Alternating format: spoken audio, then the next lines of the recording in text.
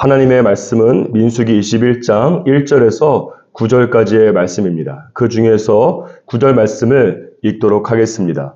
모세가 놋뱀을 만들어 장대 위에 다니 물린 자가 놋뱀을 쳐다본 즉 모두 살더라.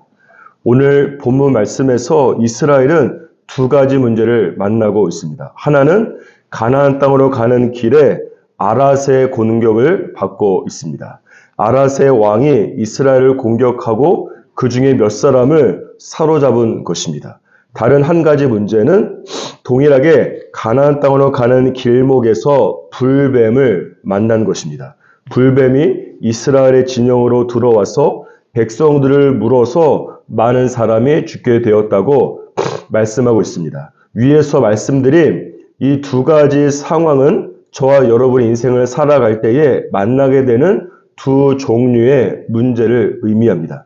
이스라엘이 아랏의 공격을 받은 것은 그리스도인들이 믿음의 걸음을 걸어갈 때에 그 길을 방해하는 사단의 공격입니다. 반면에 이스라엘이 불뱀의 공격을 받은 것은 그리스도인들이 믿음의 궤도에서 벗어날 때에 받게 되는 하나님의 다루심입니다. 이 대목에서 주목해야 될 것은 무엇인가 하면 내가 오늘 본문 말씀에 나오는 이스라엘처럼 불평불만을 내서 받는 하나님의 다루심을 사단의 공격으로 착각할 때가 많다는 것입니다. 왜냐하면 두 가지 경우 모두 가나안 땅으로 가는 믿음의 걸음 중에 일어났기 때문입니다. 나의 불순종으로 인한 하나님의 다루심을 사단의 공격으로 착각하면 마태복음 5장 10절에 기록된 것처럼 내가 의를 위해서 박해를 받는다고 생각하게 됩니다. 이런 경우에는 나에 대한 영적인 진단이 잘못되었기 때문에 나의 문제에서 벗어나기 위한 영적인 처방도 틀릴 수밖에 없는 것입니다. 오늘 본문 말씀을 보면 이스라엘이 두 가지 상황 속에 들어가게 됐을 때에 모두 다 하나님께 기도하면서 그들이 직면한 문제를 해결하고 있습니다. 3절에 보면 이스라엘은 아랏의 공격을 받고 하나님께 기도함으로 그들에게 다시 반격해서 승리를 거두고 있습니다. 그리고 7절과 8절에 보면 이스라엘은 모세의 기도로 말미암아 장대에 매달린 놋뱀을 보고서 뱀에서 물린 상처가 치유되고 있습니다. 그런데 이 두 가지 모두 기도를 통해서 문제를 돌파했지만 한 가지 결정적인 차이가 있습니다. 그것은 무엇인가 하면 이스라엘의 불순종으로 인해서 생기는 인생의 문제 속에서는 이스라엘이 그들의 죄악을 하나님께 회개했다는 것입니다. 7절 말씀을 다시 한번 보시면 이스라엘이 다음과 같이 말합니다. 우리가 여호와와 당신을 향하여 원망함으로 범죄하였사오니 나의 죄악으로 인한 하나님의 다루심의 경우에는 죄악의 회개가 문제를 벗어나기 위한 기도의 선행이 되어야만 되는 것입니다. 그럼에도 불구하고 나의 불순종으로 인한 인생의 문제를 사단의 공격으로 착각하게 되면 내가 하나님 앞에 잘못한 부분이 있는 것을 모르기 때문에 자신의 죄악을 회개하지 않게 됩니다.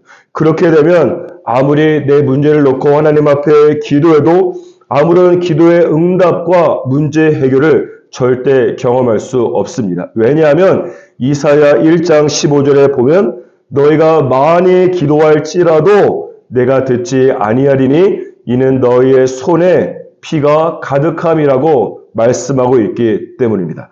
7절 말씀에서 이스라엘이 그들의 죄를 회개하는 구절을 자세히 살펴보면 우리가 첫째는 여호와 앞에 그리고 둘째는 당신을 향하여 원망함으로 범죄했다고 말씀하고 있습니다. 이것은 나의 잘못으로 인한 인생의 문제를 놓고 하나님 앞에 회개할 때 먼저는 하나님 앞에 회개할 뿐만 아니라 반드시 내가 잘못을 행함으로 피해를 본 당사자에게 찾아가서 구체적으로 용서를 구하면서 만약에 갚을 것이 있다면 갚고 보상하는 것까지를 포함하는 것입니다. 그 후에 내가 믿음의 교도를 벗어나서 만나게 된 불뱀에 대해서 기도를 해야만 하나님의 구원을 경험하게 되는 것입니다. 여러분이 믿음의 걸음을 걸어가면서 지금 만난 문제는 무엇입니까? 어떤 종류의 문제입니까? 믿음의 길을 방해하는 사단의 공격입니까? 아니면 믿음의 궤도를 벗어난 나의 죄로 인한 하나님의 다루심입니까? 하나님 앞에 기도하면서 첫째, 내 자신을 먼저 영적으로 깊이 성찰하고 둘째, 하나님의 영적인 진단과 그에 따른 정확한 처방을 받으시기를 주님의 이름으로 축복합니다. 오늘 본 말씀 4절에 보면 이스라엘 백성들이 에돔 땅을 우회해서 다른 길로 가다가 백성의 마음이 상했다고 말씀하고 있습니다. 5절에 보면 그 이유가 기록되어 있습니다. 하나님의 말씀에 순종해서 에돔 땅을 우회했는데 먹을 것도 없고 마실 물도 없었기 때문입니다. 지금 이 상황은 사실 지난번에 무리바 사건과 시간과 장소만 다를 뿐 동일한 문제입니다. 그렇다면 지난번에 온몸으로 배운 것처럼 이스라엘이 광야 한가운데서도 반석에서 물을 내시는 하나님께 기도해야 되지 않겠습니까? 그럼에도 불구하고 이스라엘은 또 하나님을 원망하고 있는 것입니다. 제수, 삼수, 사수, 아니 장수를 해도 이스라엘은 계속해서 동일한 문제 앞에 실패하고 불평을 또 늘어놓고 있는 것입니다. 어떻게 보면 저와 여러분이 이런 이스라엘과 별반 다를 것이 없습니다. 저희가 살면서 만나는 인생의 모든 문제는 해 아래 새로운 것이 없다고 모두 성경에 기록된 문제들이 대부분입니다. 시간과 장소 등이 다를 뿐이지 매번 동일한 문제를 만나게 되는 것이에요. 그럼에도 불구하고 저희도 이스라엘 백성들처럼 또 원망하고 불평하고 주님 앞에 죽게 생겼다라고 원망하고 있는 것은 아닙니까? 따라서 인생의 여러분 정말로 문제는 무엇인가 하면 내 삶의 문제가 끊이지 않는다는 것이 문제가 아닙니다. 내가 시간이 지나도 변하지 않고 반석에서 물을 내시는 하나님을 신뢰하지 못한다는 것이 진짜 문제가 되는 것이요. 인생의 모든 문제들은 성경을 통해서 이미 나온 기출 문제들입니다. 약간의 변형만 있을 뿐입니다. 따라서 성경에서 나온 인생의 기출 문제를 푸는 모든 영적의 법들을 잘 기억하면서 어떤 문제를 만나도 넉넉히 뚫고 나아가는 영적 이스라엘이 되기를 주님의 이름으로 축복합니다. 5절 마지막 부분에 보면 이스라엘 백성들이 우리의 마음이 이 하찮은 음식을 싫어한다고 말하고 있습니다.